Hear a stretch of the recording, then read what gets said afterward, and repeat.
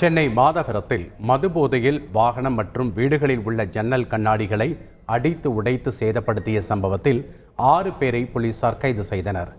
Mathur MMDA பகுதியில் மதுபோதையில் சுற்றித் திரிந்த இளைஞர்கள் அங்கிருந்த 10க்கும் மேற்பட்ட ஆட்டோவின் கண்ணாடிகளை உடைத்தும் வீட்டு ஜன்னல் கண்ணாடிகளை சேதப்படுத்தியும் அராஜகம் செய்தனர்.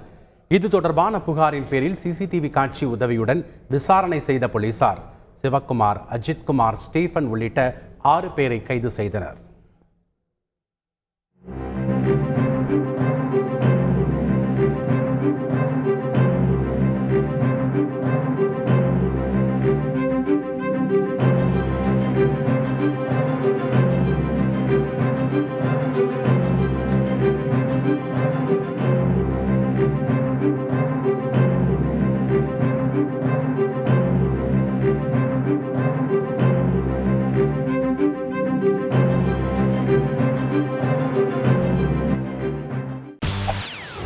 செய்திகளை உடனுக்குடன் தெரிந்து கொள்ள உடனே சப்ஸ்கிரைப் பண்ணுங்க.